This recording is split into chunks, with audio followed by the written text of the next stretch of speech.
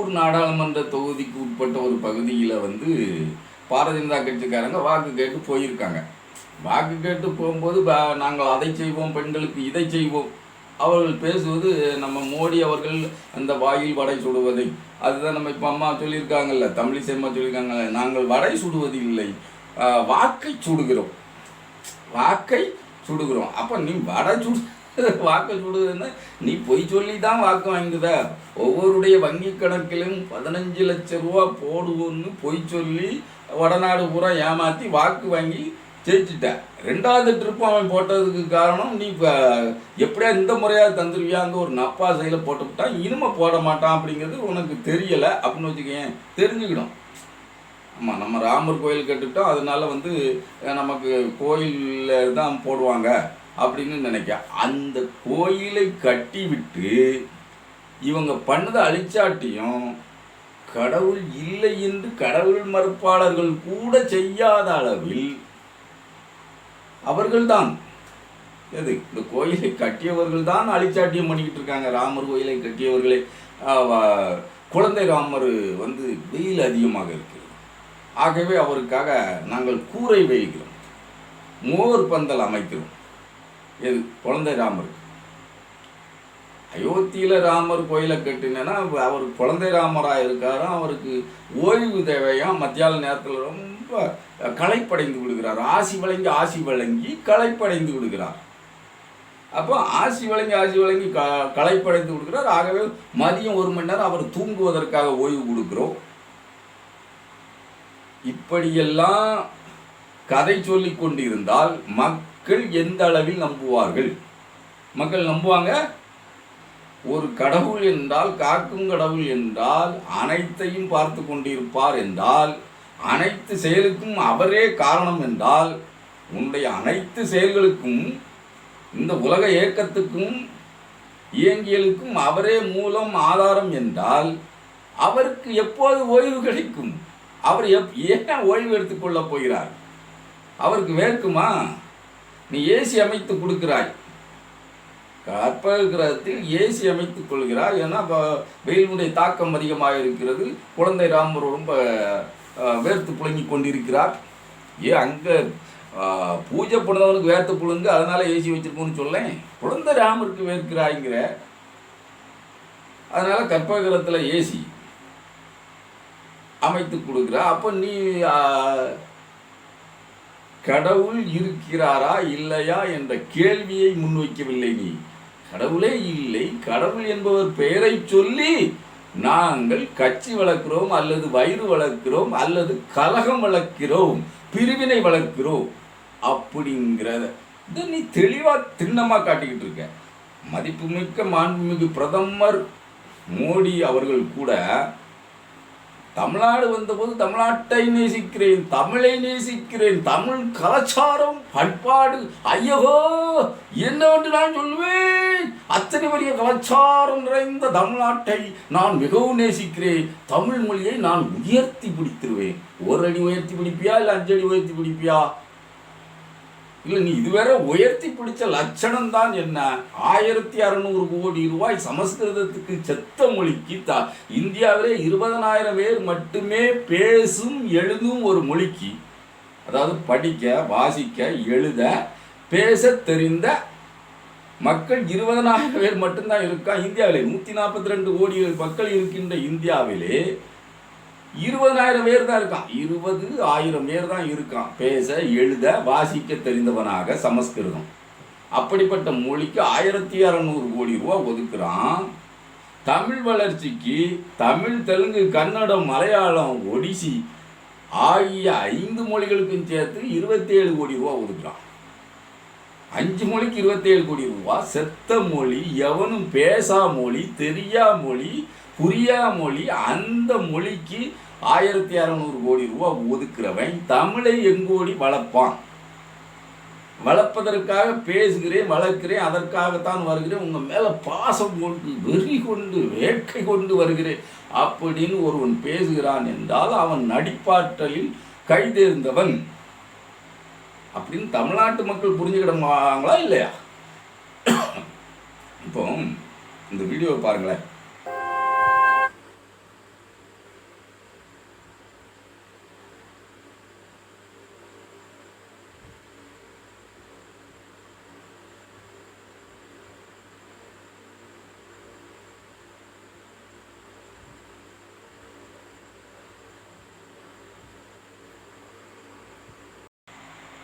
இது ஊபியில் உத்தரப்பிரதேசத்தில் விண்டீஸ் மண்டேர் வந்து ஒரு இடத்துல பேசிக்கிட்டே இருக்கார். பின்னாடி நிற்கவர் பாதுகாப்பு அதிகாரிக்கு ஏதோ இதே சம்பந்தமான பிரச்சனை, அதனால் அவருக்கு தலை சுற்றல், மயக்கம் வந்து கீழே சரிஞ்சிட்டார். அது வரை தான் நமக்கு வீடியோ தெரியும். அவர் உயிரோடு இருக்கிறாரா இல்லையா அப்படிங்கிறது நமக்கு தெரியாது. ஏன்னா அது மேல்கண்ட விவரங்கள் வந்து வெளியே வராத அளவில் பார்த்து கொண்டார்கள்னு வச்சுக்கோங்க. அவர் கீழே சரிஞ்சிட்டா கூட ஒரு மனிதாபிமானம் உள்ள எவனும் ரோட்டில் ஒரு கோழி அடிபட்டால் கூட நின்று ஐயோ இப்போ கோழி அடிபட்டுட்டு பாருங்க, அச்சோ அந்த உச்சி கொட்டுதாமல் எந்த நபரும் கடந்து போக மாட்டாங்க.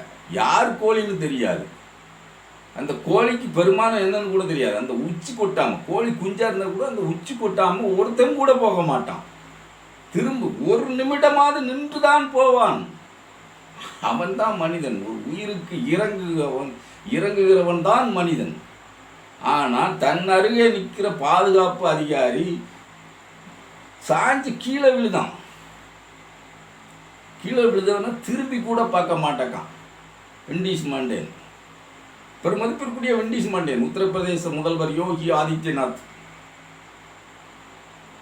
அப்போ அவர்களுடைய மன ஓட்டம், எண்ண ஓட்டம் என்ன இருக்கு? எவன் செத்தா எனக்கு என்ன, நான் என்னுடைய நோக்கம் என்ன, அதில் இருக்கு.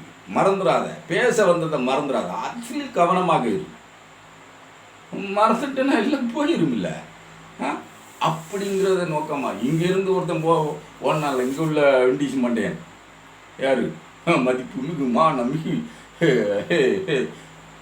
சூப்பர் ஸ்டார் ரஜினிகாந்த் ஒட்டமாக ஓடி போய் அவன் காலில் விழுந்தாங்களே. இவனுக்கு 71, அவனுக்கு 51 காலில் விழுதானா?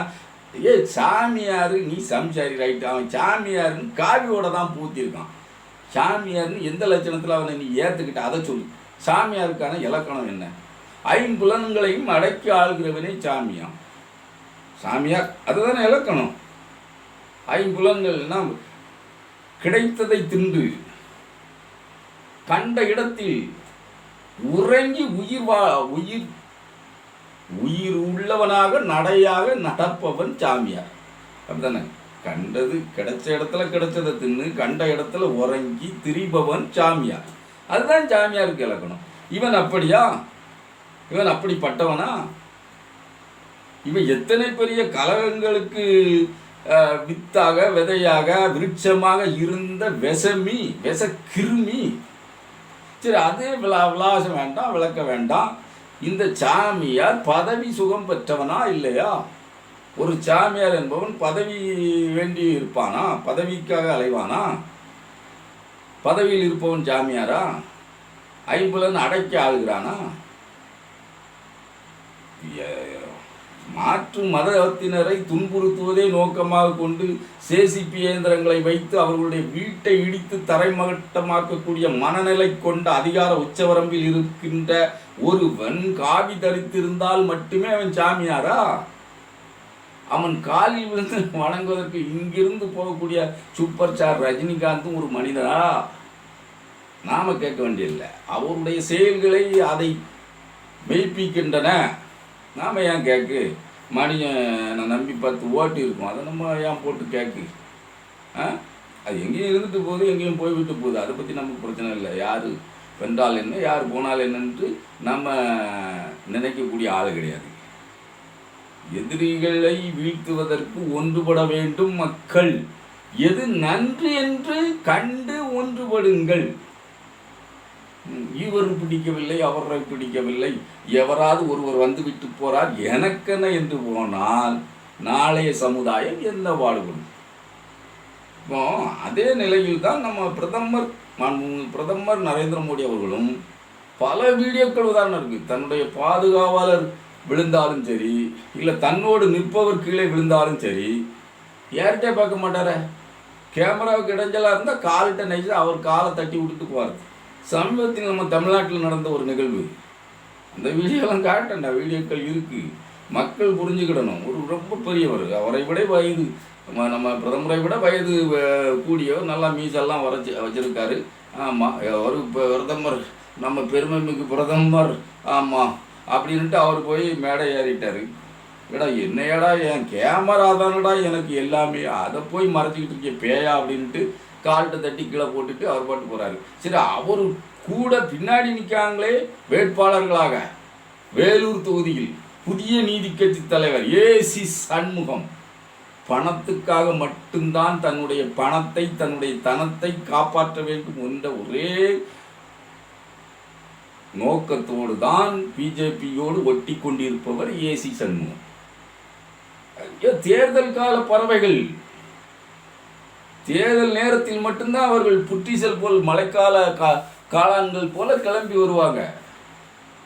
மற்றபடி அவங்க எங்க இருக்கானே தெரியாது.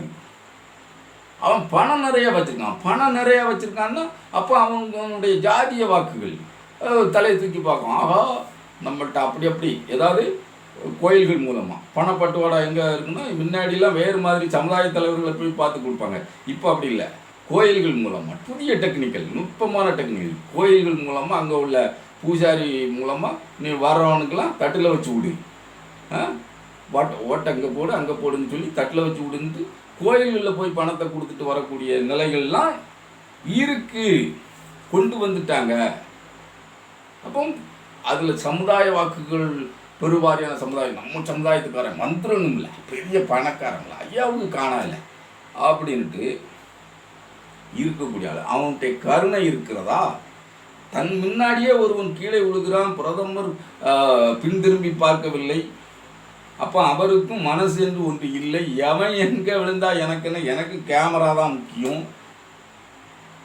பதவி சுகத்தை விட்டு ஒருபோதும் விலக மாட்டார் திரு மோடி அவர்கள். மாண்புமிகு மோடி அவர்கள் தன்னுடைய பதவி சுகத்தை விட்டு ஒருபோதும் விலக துணிய மாட்டார். தன்னுடைய பதவிக்காக சுகங்கண்டவர். 3 முறை குஜராத்தினுடைய முதல்வராக இருந்திருக்கிறார், 2 முறை பிரதமராக இருந்திருக்கிறார். எத்தனை பெரிய சுகத்தை அனுபவித்திருக்காரு. 8000 கோடியில் 2 விமானங்கள், வெறும் 18,000 கோடியில் 144 விமானங்களை விற்ற, நாட்டுடைமை விமானங்களை விற்ற, நிறுவனத்தையே விற்ற, 18,000 கோடிக்கு டாட்டாவுக்கு விற்ற, அந்த விற்ற ரூபாயை இந்த டாடா நிறுவனம் எஸ்பிஐ வங்கியிலே கடனாக வாங்கி அதை அரசாங்கத்திட்டம் திரும்ப கொடுத்துட்டு கடனை தள்ளுபடி செய்ய வச்சிருந்தாங்க. அப்போ கைமாறும் பணம் தான் என்ன, கடன் அந்த 18,000 கோடி அங்கே கூட தள்ளுபடி ஆயிருக்கு. எதுக்கு வித்த விமானம் அவங்ககிட்ட 63,000 கோடி ரூபாய் அது கடனில் இருக்குங்கிற, அப்புறம் 18,000 கோடிக்கு விற்க. அப்போ மீதி 45,000 கோடியை அடைக்கிறது யார்? நீ தானே, அரசாங்கம் தானே. நீ இல்லை, எங்களுடைய வரிப்பணம், மக்களுடைய வரிப்பணம். ஒவ்வொரு சாமானியனும் வரி கொடுக்கான். நீ தான் அரிசி, பருப்பு, துவரம் பருப்பு, எண்ணெய், மசாலா அனைத்துலேயும் ஜிஎஸ்டி இல்லாமல் இல்லையே. 5 கிலோ அரிசி ஒன்று 5 கிலோ அரிசி தான் வாங்க முடியும். நீ 5 கிலோ அரிசியை இலவசமாக 80 கோடி மக்களுக்கு கொடுத்து விட்டேன். 80 கோடி குடும்பங்களுக்கு கொடுத்துன்னு தீர்த்தாது. 5 கிலோ அரிசியை 30 நாளும் திங்க முடியுமா? தடி திங்க முடியாது, அதை வச்சுருந்து திங்க முடியாத. ஒரு வீட்டுக்கு 2 கிலோ 3 கிலோ தேவைப்படுமே. நீ கொடுக்குற இலவச அரிசியை தின்னு 2 நாளைக்கு தானே காணும், மீதி 28 நாளைக்கு. சரி, தமிழ்நாடு அரசு கொடுக்குற 20 கிலோ அரிசி அது எத்தனை நாளைக்கு காணும்? அது ஒரு 9 நாளைக்கு காணும், இல்லை 8 நாளைக்கு காணும். ஆக 10 நாளைக்கு தானே. மீதி 20 நாளைக்கு அரிசி வாங்கி திங்கணுமே. அரிசி வாங்கினா தானே சாப்பாடு. அவனுடைய குடும்பம் பெரியுது. 5 கிலோ அரிசிலேயோ தமிழ்நாடு அரசுடைய 20 கிலோ அரிசிலேயே வாழ்ந்துட முடியாதுல்ல. அப்போ அரிசி வாங்கி ஆக வேண்டும். 20 நாளைக்கு அரிசி வாங்கணும். அப்போ அவன் 5 கிலோ அரிசியாக தான் அவனுடைய வருமானத்துக்கு தான் வாங்க முடியும். அந்த 5 கிலோ அரிசி பைக்கும் ஜிஎஸ்டி போடுகிற மானங்கட்ட இந்த அரசு, உணவுப் பொருளுக்கே ஜிஎஸ்டி போடுத மானங்கட்ட ஒன்றிய அரசு, அதை நடத்துகின்றவர்கள் நடையா தமிழ்நாட்டில் நடந்து கால் ஓஞ்சாலும் மக்கள் விழிப்போடு இருப்பாங்கல்ல, இருக்கணும்ல.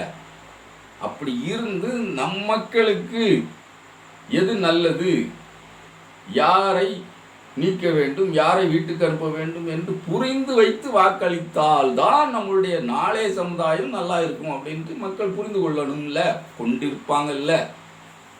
அது நமக்கு நம்பிக்கையாக இருக்குன்னு வச்சுக்கிடுவோமே. இப்போ நம்ம பிரதமரும் யாரையும் கவனிக்க மாட்டார். யாரு கீழே விழுந்தாலும் என்னன்னு விழுந்தாலும் போங்க அப்படின்ட்டு. இதை விட பெரிய விஷயம் என்னன்னா, பெண்களை மதிக்கக்கூடிய இவர்கள் பெண்களை மதிப்பாங்க. மணிப்பூரில் அவர்களுடைய ஆட்சி, பிஜேபியினுடைய ஆட்சி, அங்கே 2 பெண்களை நிர்வாணமாக அழைத்து கை வைக்கக்கூடாத இடங்களெல்லாம் கை வைத்து நிர்வாணமாக கூட்டிகிட்டு போயிட்டாங்க. 1000 பேர் பின்தொடர்ந்து போகிறாங்க. ஏராளமான பேர் கண்கொண்டு பார்க்கிறார்கள். அப்படி என்றாலே கண்கொண்டு பார்க்கிறார்கள், எதிர்ப்பு இல்லை. ஏன் இந்த அநியாயத்தை பண்ணுதுங்கிற எதிர்ப்பு இல்லை. அப்போ காவல்துறை எங்கே போயிட்டு அதனுடைய கைகளை கட்டி வைத்திருப்பது யாரு? 1000 பேர் வீறுநடை கொண்டு அந்த பெண்களை அழைத்து இழுத்து செல்லும் போது காவல்துறைக்கு தகவலே போவாதா? உளவுத்துறைக்கு தகவல் போவாதா? இப்படி ஒரு கொடிய சம்பவம் நடக்கப் போகிறது, நடத்துவதற்கு ஒரு கூட்டம் தயாராக இருக்கிறது என்று. எத்தனை பெரிய இழுக்கு இந்தியாவுக்கு, எத்தனை பெரிய சாபக்கேட்டை அவர்கள் நிகழ்த்தி இருக்கிறார்கள், எத்தனை பெரிய அவமானத்தை இந்தியாவுக்கு தேடி தந்திருக்கிறார்கள். மணிப்பூரில் உள்ள பிஜேபியினர் அவர்கள் மீது எந்த நடவடிக்கையாக எடுத்தார்களா? ஒரு நடவடிக்கை. ஒன்றியத்தை ஆளுகின்ற தலைமை அமைச்சராக இருக்கின்ற மோடி அவர்கள் மணிப்பூர் மக்களை பார்த்து ஆறுதல் சொல்ல எப்பவாது போனது உண்டா? நாடு முழுமைக்கும் டூர் அடிக்கிறாரு. இப்போ தேர்தல் வந்ததுனால தமிழ்நாடை சுற்றி 7 முறை வந்து விட்டார். 8வது முறையாக கூட வரப்போகிறார். அப்படிப்பட்ட 15ஆம் தேதி வராரு, அகஸ்தியர்பட்டி வரார். நம்ம பாராளுமன்ற தொகுதிக்கு தான் வரார், அகஸ்தியர்பட்டிக்கு வரார். நம்மளுடைய ஊர் அருகாமையில் தான் வரார். எதுக்கு அவருங்க? அப்படிப்பட்ட ஒரு எதுக்கு? பெண்களை இவர்கள் மதிக்கிற லட்சணம் இதுதானா? திருப்பூரில் என்ன கேட்டாங்க? ஜிஎஸ்டி வரி போடுதியில் நீங்கள் பெண்களை மதிக்கிற லட்சணம்னா இதான். நாப்கினுக்கு ஜிஎஸ்டி வரி போடுவது தான் பெண்களை மதிக்கிற லட்சணமா? கேட்க வேண்டியது தானே, யார் என்றாலும் கேட்கக்கூடிய கேள்வி தானே. நீ பிரச்சாரத்தில் ஆடம்பரம் பண்ணி ஆஹா பெண்களை காக்கக்கூடிய கட்சி என்னதுன்ட்டு போனேன்னா, அப்போ ஜிஎஸ்டி நாப்கின்க பொருளுக்கு போடுதியே, இந்துங்கிறிய ஏன் திருநீருக்கு வரி போடுது, ஏன் சூடத்துக்கு வரி போடுதடா ஆக்கங்கட்டவனே? 5 பைசா சூடத்துக்கும் வரி போட்டு எங்ககிட்ட தாலி இருக்கிய, நீ இந்தா எங்களுக்கானவனா அப்படின்னு எதிர்கேள்வி வரும்ல. அப்படி ஒரு பெண் வீடியோ பாரு.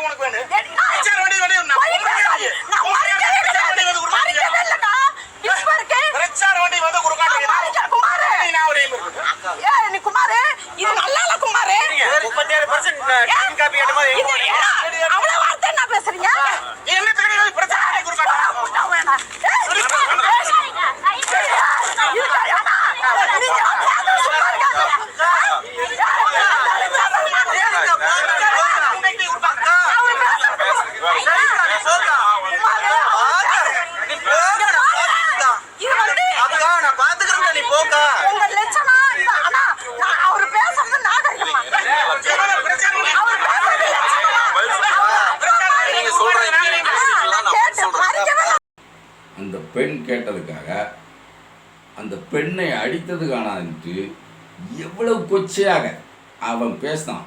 அந்த அண்ணன் பேசுறது தவறான பேச்சு, தப்பான பேச்சுன்னு சொல்லுதாங்க. நம்ம வீடியோவில் அப்படியே இருக்குது. அவன் பேச பாரு, பெண் குலத்தை இழிவுபடுது. மணிப்பூரில் என்ன நடந்ததோ அது திருப்பூரில் நடக்க போகுது.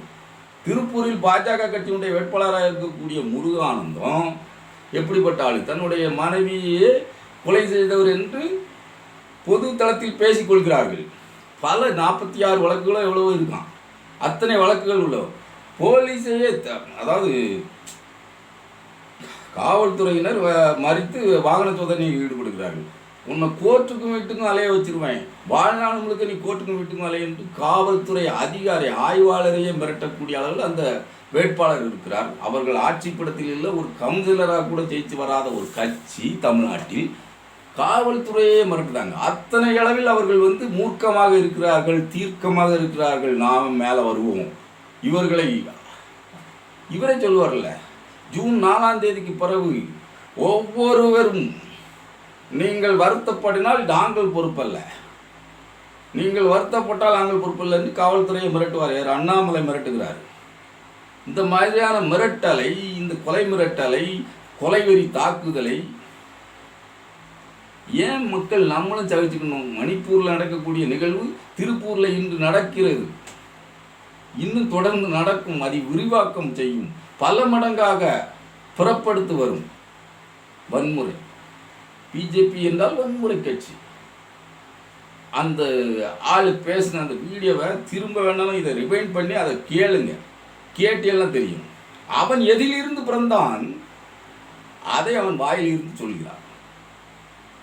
மனித பிறப்பே அங்கதானடா இருக்கு. மூளைக்கட்ட சங்கி, முட்டாச்சங்கி. பிறந்த இடத்தை தேடும் பேதை நெஞ்சும் கறந்த இடத்தை நாடும் கண் அப்படின்னு பட்டினத்தார் எதுக்காக ஆடி வச்சிருக்காரு. இந்த பேடிப்பயில்வை அதைத்தான் செய்வான். அவனுடைய வாயில் அதுதான் வரும். அவன் வசன மொழியாகவோ இழிவு மொழியாகவோ பெண்ணைத்தான் பேசுவான், பெண்மையைத்தான் பேசுவான். இவன் பெண்ணினம் காக்கவனா, தன்னினம் காக்கவனா, இல்லை இந்து இனம் காக்க வந்தவன் தானா? காதில் மக்கள் கேட்கும் அப்படின்னு நினச்சி தான் நம்ம பேசுகிறோம். கேட்குமா கேட்காதா